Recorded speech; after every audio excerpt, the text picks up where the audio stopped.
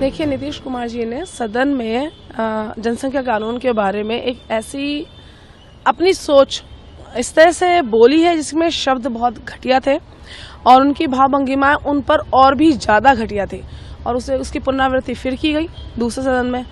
तो इस मतलब वो शब्द इतने घटिया थे कि भाई साहब मैं आपके सामने तो क्या मैं बहनों के सामने उसकी पुनरावृत्ति नहीं कर सकती।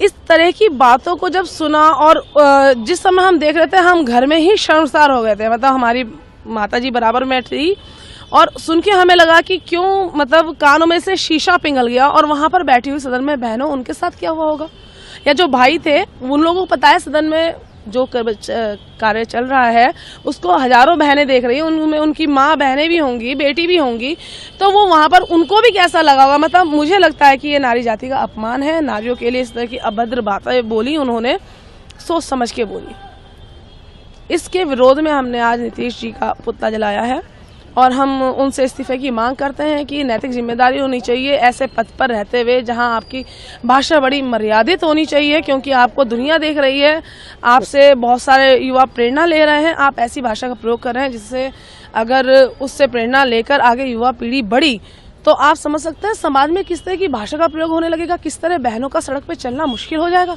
सारी महिला जाति जो 50% के करीब हैं, उन सारी महिलाओं में उबाल है, गुस्सा है, नफरत है उस व्यक्ति के लिए जो उस सूबे का मुखिया है।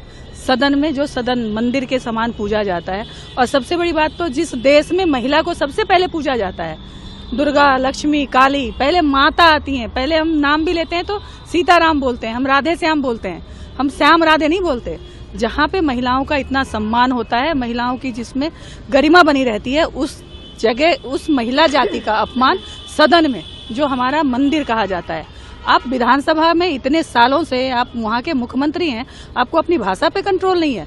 आपको अपनी किस तरीके से आपने उस प्रयोग किया उस भाषा का जो अमर्यादित असंसदीय है।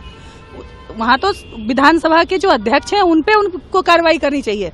असंसदीय भाषा का जो उन्होंने प्रयोग किया है, सारी महिला जाति इसका बहुत घोर विरोध करती है और उनके इस्तीफे की मांग करती है। मुझे इस बात का खेद भी, इस बात का आक्रोश भी, और अंग्रेजी में एक शब्द है डिस्गस्ट, कि नीतीश कुमार इंडिया अलायंस के संस्कारों का परिचय देते हुए देश की महिला के बारे में जिस प्रकार से अभद्र बात बोल चुके हैं, उसका 24 घंटा बीत गया, अब तक न कांग्रेस पार्टी ने खंडन किया, न इंडिया अलायंस के किसी भी नेता ने खंडन किया।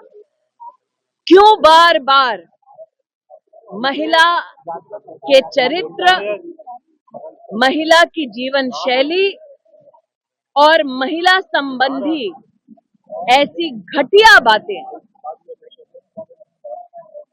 जब इंडिया अलायंस के नेता करते हैं तो सांप सूंघ जाता है कुछ लोगों को। मैं बड़ा क्रोधित हूँ इस बयान से एज अ महिला, और मुझे नहीं लगता है कि इतने बड़े विधायक दल के मुखिया होने के नाते इनको इस प्रकार की टिप्पणी करनी चाहिए थी। दूसरी बात है, विधान जो भवन होता है, विधानसभा जो होती है, वो बहुत ही गौरवान्वित और प्रतिष्ठित भवन है देश का। बिहार से कितने लोग IAS PCS निकलते हैं, इसका मतलब है लोग बड़े पढ़े लिखे हैं, बड़े सुलझे मानसिकता के हैं। परंतु इस प्रकार की बात करना वहां के मुख्यमंत्री की, ये बहुत ही शर्मसार कर देने वाली है। पूरे भारत के लिए ये दिखाता है कि इस प्रकार के लोगों को विधानसभा में होना ही नहीं चाहिए। और अब जब इलेक्शंस हो तो बिहार की जनता को इस बात का ध्यान रखना चाहिए कि कैसे लोगों को वो चुन कर लेकर के आ रहे हैं, क्योंकि इस प्रकार का अमर्यादित बयान दे करके उन्होंने अपने संस्कारों को परिलक्षित किया है। ये कोई बात कहने वाली है विधानसभा में? आप बताइए कि इस तरह से बात करने का मतलब क्या था उनका, और उनको माफी भी मांगनी चाहिए और मुझे तो लगता है कि उनको जो है इस्तीफा दे देना चाहिए इस बात पे।